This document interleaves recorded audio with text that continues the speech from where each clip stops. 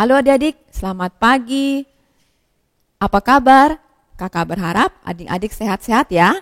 Kita bersyukur karena kasih setia Tuhan, kita boleh berkumpul pagi ini untuk bernyanyi buat Tuhan dan mendengar firman Tuhan yang selalu menguatkan kita. Mari kita angkat pujian, terima kasih Tuhan untuk kasih setiamu.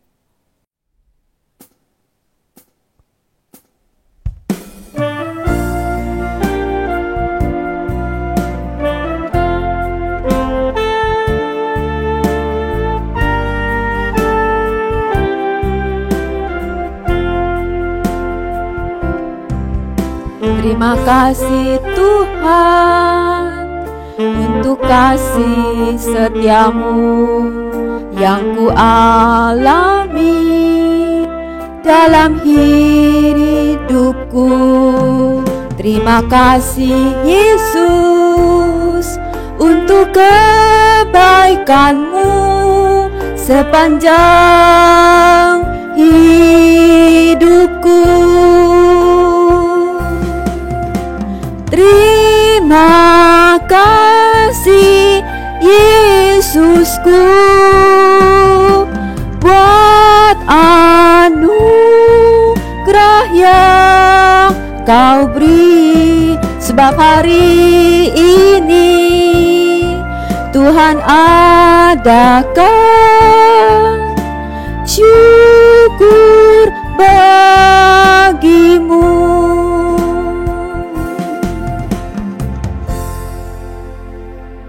Adik-adik, mari kita berdoa. Bapa di surga, kami bersyukur karena kasih setiamu dalam hidup kami.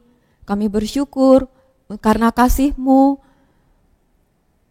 kami boleh diselamatkan melalui putra-Mu yang tunggal, Tuhan kami, Yesus Kristus. Terima kasih Tuhan, kalau pagi ini kami ingin bernyanyi buat Tuhan dan mendengarkan firman Tuhan. Tuhan yang boleh pimpin kebaktian ini dari awal sampai selesai. Berkati juga setiap pujian yang kami naikkan boleh menjadi kemuliaan bagi nama Tuhan. Berkati juga buat Katin Eng yang akan memimpin dalam penyampaian firman Tuhan. Terima kasih Tuhan Yesus, tolonglah kami semua untuk boleh mengikuti dan mendengarkan firman Tuhan dengan baik. Di dalam nama Tuhan Yesus kami berdoa. Amin. Adik-adik, 2 minggu yang lalu kita sudah mendengar firman Tuhan di mana Tuhan Yesus bergumul di Taman Getsemani. Tuhan Yesus tahu bahwa ia akan mengalami penderitaan yang luar biasa. Tuhan Yesus melakukan itu karena kasih-Nya kepada manusia berdosa, kepada kita, kepada adik-adik juga.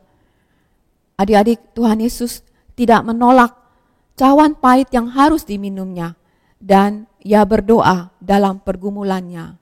Mari kita dengarkan sebuah pujian karena kasih-Nya yang akan dinyanyikan oleh Winnie, teman kita dari kelas 6B.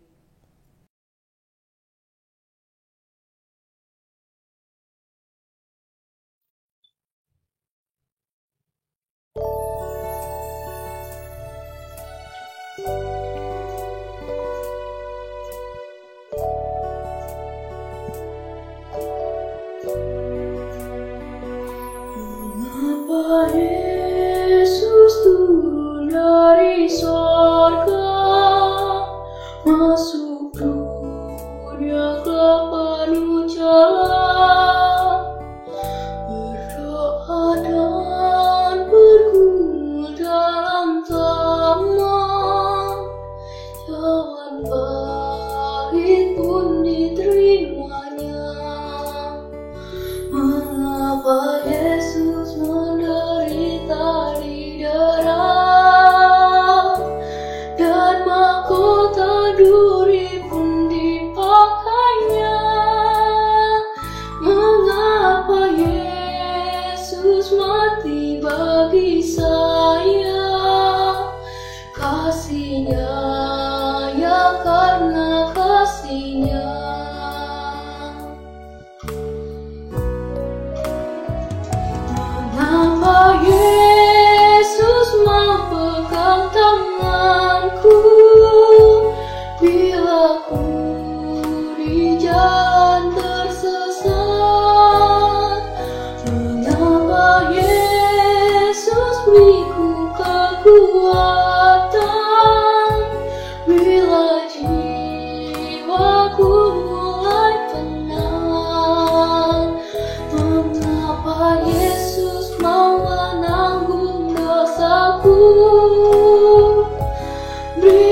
damai serta sukacitanya. Mengapa Dia mau melindungiku? Kasih-Nya ada karena kasih-Nya.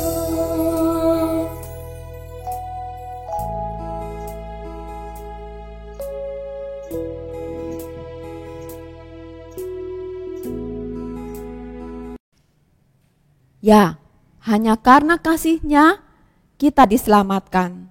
Adik-adik, Tuhan sudah membuktikan kasih-Nya yang besar melalui kematian-Nya di kayu salib. Mari adik-adik dengan ucapan syukur kita naikkan pujian, kasih Allahku sungguh telah terbukti.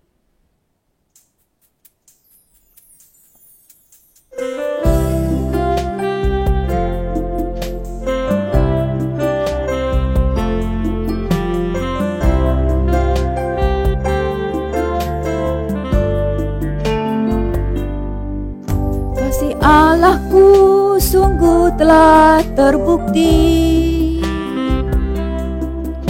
ketika Dia serahkan anaknya. Kasih Allah mau berkorban bagi kau dan aku. Tak ada kasih seperti kasih-Nya. Bersyukur, bersyukur, bersyukurlah, bersyukur karena kasih setiamu. Ku sembah, ku sembah, ku sembah dan ku sembah. Selama hidupku ku sembah Kau Tuhan. Selama hidupku ku sembah Kau Tuhan.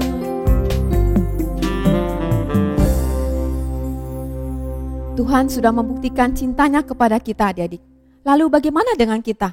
Sudahkah kita membuktikan cinta kita kepada Tuhan? Bagaimana cara kita mengasihi Tuhan? Mari kita siapkan hati kita untuk mendengarkan firman Tuhan yang akan disampaikan oleh Katin Eng. Namun sebelumnya kita akan mendengarkan sebuah pujian dari teman-teman kita dari SDK 3. Dirimu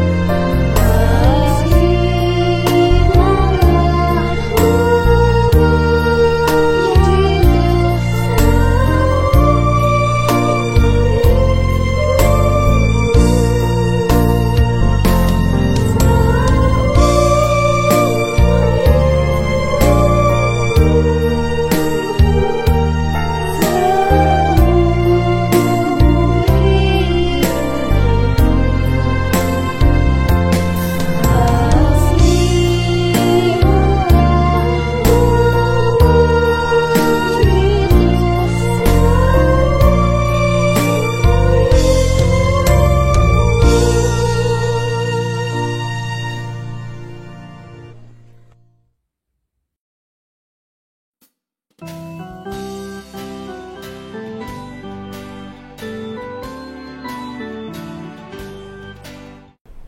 pagi adik-adik. Hari ini kita memperingati sebagai Hari Jumat Agung. Mengapa disebut Jumat Agung adik-adik? Karena merupakan peristiwa agung karya keselamatan Allah yang terjadi pada hari Jumat 2000 tahun yang lalu, di mana Yesus menggenapi seluruh rencana Allah Bapa melalui kematian Yesus di atas kayu salib.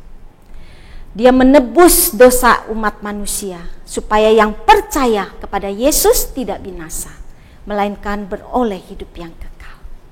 Makanya disebut hari Jumat Agung, karena ada karya agung dari kematian Tuhan Yesus.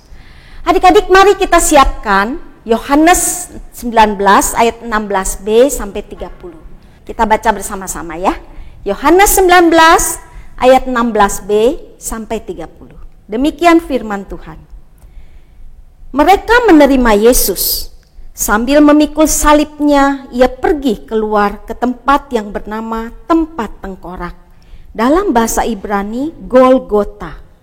Dan di situ ia disalibkan mereka. Dan bersama-sama dengan dia disalibkan juga dua orang yang lain, sebelah menyebelah, Yesus di tengah-tengah.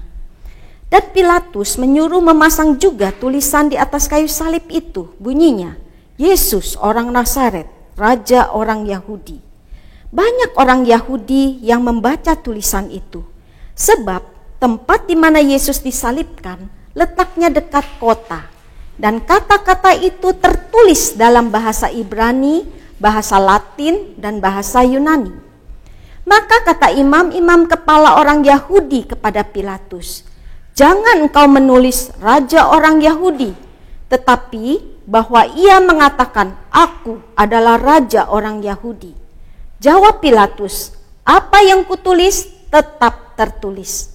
Sesudah prajurit-prajurit itu menyalibkan Yesus, mereka mengambil pakaiannya lalu membaginya menjadi 4 bagian, untuk tiap-tiap prajurit 1 bagian. Dan jubahnya juga mereka ambil. Jubah itu tidak berjahit, dari atas ke bawah hanya 1 tenunan saja. Karena itu mereka berkata seorang kepada yang lain, "Janganlah kita membaginya menjadi beberapa potong, tetapi baiklah kita membuang undi untuk menentukan siapa yang mendapatnya. Demikianlah hendaknya supaya genaplah yang ada tertulis dalam kitab suci. Mereka membagi-bagi pakaianku di antara mereka, dan mereka membuang undi atas jubahku." Hal itu telah dilakukan prajurit-prajurit itu. Dan dekat salib Yesus berdiri ibunya dan saudara ibunya, Maria, istri Klopas, dan Maria Magdalena. Ketika Yesus melihat ibunya dan murid yang dikasihinya di sampingnya, berkatalah ia kepada ibunya, "Ibu, inilah anakmu." Kemudian katanya kepada muridnya, "Inilah ibumu." Dan sejak saat itu, murid itu menerima dia di dalam rumahnya. Sesudah itu, karena Yesus tahu bahwa segala sesuatu telah selesai, berkatalah ia, supaya genaplah yang ada tertulis dalam kitab suci, "Aku haus." Di situ ada suatu bekas penuh anggur asam. Maka mereka mencucukkan bunga karang yang telah dicelupkan dalam anggur asam pada sebatang hisop, lalu mengunjukkannya ke mulut Yesus. Sesudah Yesus meminum anggur asam itu, berkatalah ia, "Sudah selesai."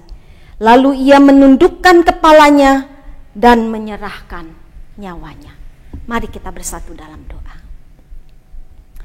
Bapa di dalam surga, hari ini kami akan belajar kembali mengingat cinta kasih Tuhan di bukit Golgota di atas kayu salib. Tuhan sudah menyerahkan nyawanya, mencurahkan seluruh darahnya dari atas kepala hingga ke ujung kaki, hanya untuk menyelamatkan dosa dan kesalahan kami. Tuhan, tolong kami supaya kami mengerti apa makna cinta kasih Yesus dalam hidup kami. Mengasihi itu berkorban. Terima kasih Tuhan, berkati adik-adik kami dan setiap kami yang mendengarkan firman-Mu dan juga hamba-Mu yang tidak layak ini Tuhan, agar dapat membawakan firman-Mu dengan baik. Di dalam Kristus Yesus Tuhan kami naikkan doa ini. Amin. Sepanjang malam hingga menjelang pagi, Yesus tentu tidak tidur karena harus menghadapi pengadilan yang tidak adil dan kejam. Dia harus digiring ke sana kemari. Kemana saja adik-adik? Ke mahkamah agama, ke Pontius Pilatus, Herodes, kembali lagi ke Pontius Pilatus. Yesus mengalami penderitaan yang hebat. Ia dicambuk, dipukuli, dimahkotai duri, diludahi, sehingga menimbulkan luka-luka yang mengeluarkan darah sangat banyak. Sungguh suatu penderitaan yang luar biasa. Tidak hanya sampai di situ adik-adik. Yesus pun harus memikul kayu salib yang begitu berat. Dengan luka-luka di tubuhnya adik-adik. Dengan luka di kepalanya tertusuk duri. Padahal Yesus tidak bersalah. Pontius Pilatus pun mengakui bahwa Yesus tidak membuat kesalahan yang membuat dia patut dihukum salib. Bagaikan penjahat kelas kakap. Adik-adik, Yesus menunjukkan kasihnya kepada Bapaknya melalui ketaatannya menanggung derita salib. Adik-adik bisa bayangkan, kalau kita ketusuk jarum aja sakit luar biasa. Ketika kita mengeluarkan luka sedikit saja, itu kita sampai menangis meraung-raung ya. Bagaimana dengan Tuhan Yesus? Dia dimahkotai duri, dia dicambuk, bahkan ditusuk lambungnya. Adik-adik, dikatakan seluruh darah itu mengalir dari ujung kepala hingga ke ujung kaki. Bahkan cambuk yang digunakan untuk mencambuk Tuhan Yesus itu terbuat dari besi yang ujungnya itu berduri. Adik-adik bisa bayangkan ketika dicambuk itu kulit Tuhan Yesus itu tercabut adik-adik bersama dengan bola-bola duri itu. Adik-adik dia lakukan karena dia mengasihi adik-adik dan saya. Yesus memikul seluruh hukuman dosa manusia. Kematian Yesus itu membuka jalan keselamatan bagi kita. Adik-adik,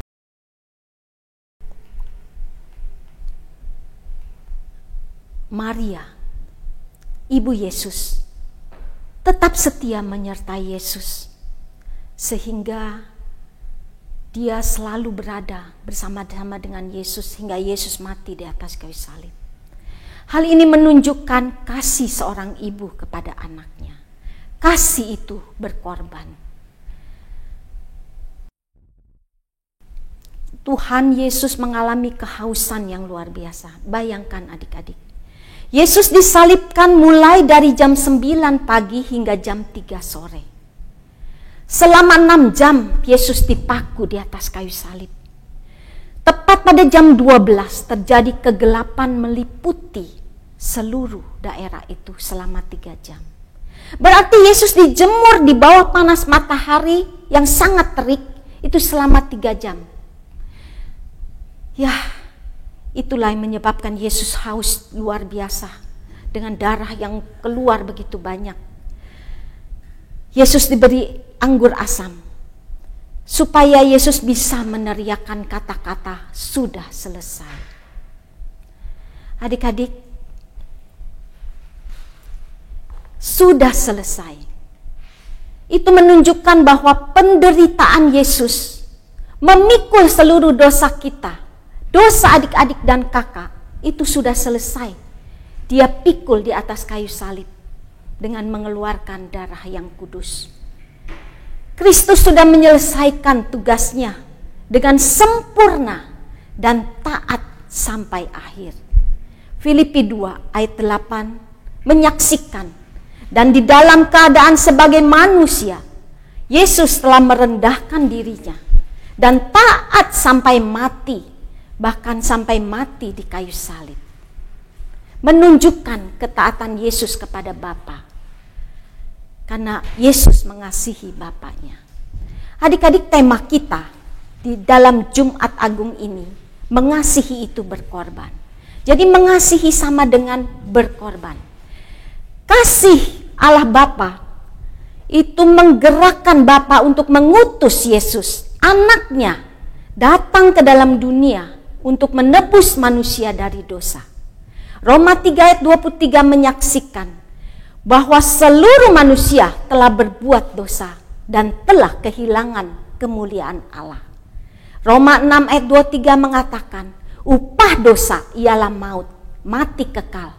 Tapi kasih karunia Allah ialah hidup di dalam Tuhan Yesus. Adik-adik, kasih pula yang menyebabkan Yesus rela mengorbankan dirinya untuk mati di salib, menggantikan adik-adik dan saya. Yohanes 3 ayat 16 mengatakan, karena begitu besar kasih Allah akan dunia ini, sehingga ia mengaruniakan anaknya yang tunggal, yaitu Yesus Kristus, mati di atas kayu salib, supaya barang siapa yang percaya kepada Yesus tidak binasa, melainkan beroleh hidup yang kekal. Adik-adik, Yesus sudah berkorban seluruh hidupnya buat adik-adik dan saya, supaya adik-adik selamat. Nah adik-adik, masalahnya sekarang, sudahkah adik-adik percaya dengan sungguh-sungguh kepada Tuhan Yesus? Dengan sepenuh hati, dengan sepenuh jiwa dan akal budi, agar adik-adik memiliki hidup yang kekal? Kalau belum, maukah adik-adik saat ini membuka hati, mengundang Yesus masuk ke dalam hatimu? Bagi adik-adik yang mau, silakan adik-adik tundukkan kepala, kita berdoa. Kakak akan pimpin adik-adik untuk berdoa, adik-adik ikuti kakak berdoa. Tuhan Yesus, saya mengakui bahwa saya adalah orang berdosa. Saya membutuhkan Yesus untuk mengampuni dosa-dosa saya.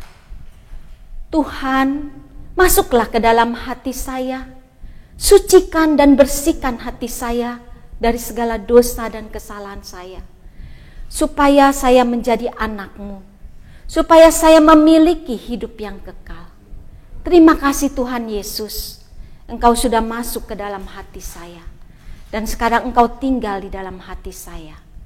Di dalam nama-Mu Tuhan Yesus kami berdoa, amin.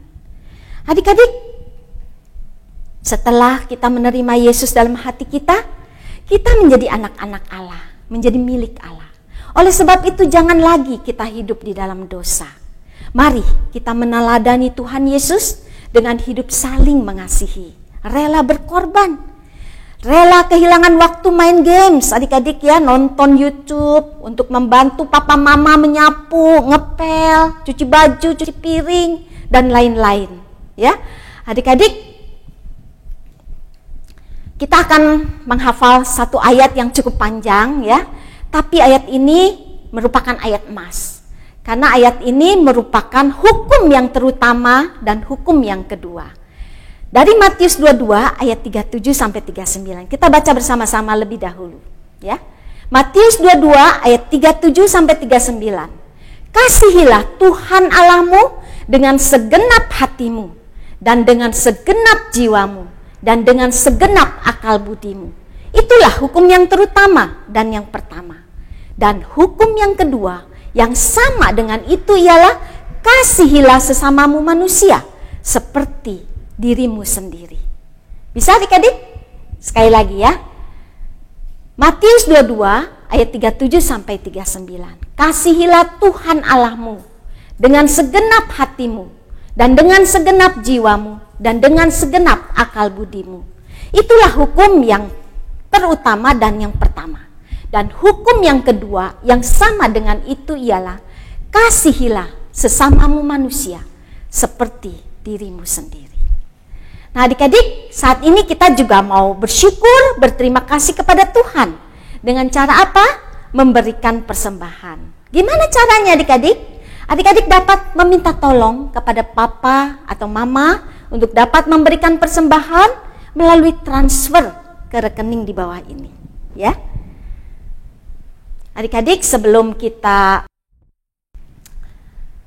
doa penutup dan doa persembahan, mari kita naikkan satu pujian karya terbesar, referennya saja.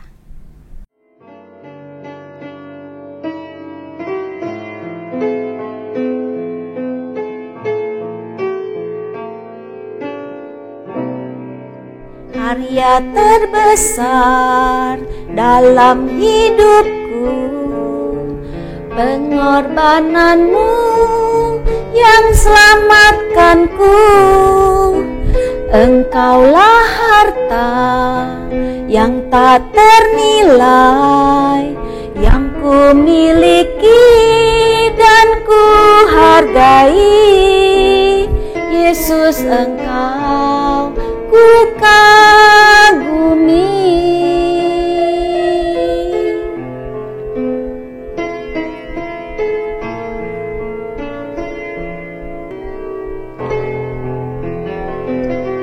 Kita tundukkan kepala, kita berdoa. Kami bersyukur untuk karya terbesar dalam hidup kami. Engkau, Yesus, Tuhan kami, rela mati di atas kayu salib, menanggung segala dosa dan kesalahan kami. Seharusnya kami yang mengalami kematian, tapi Tuhan sudah memikul kematian kami di atas kayu salib. Terima kasih Tuhan, ketika kami percaya kepadamu, kami memiliki hidup yang kekal. Sekarang kami menjadi anak-anak Tuhan. Kami tidak ingin berbuat dosa lagi. Kami ingin mengasihi orang tua kami. Kami ingin mengasihi sesama kami seperti Tuhan mengasihi kami. Tuhan, kami juga bersyukur boleh memberikan persembahan kepada Tuhan melalui orang tua kami. Berkati keluarga kami Tuhan. Berikan rezeki yang cukup kepada seluruh keluarga kami. Terima kasih ya Bapa. Hanya di dalam satu nama yang mengasihi kami, Tuhan kami Yesus Kristus, kami naikkan doa ini. Amin. Adik-adik, sampai jumpa hari Minggu di dalam acara Paskah. Tuhan Yesus memberkati. Amin.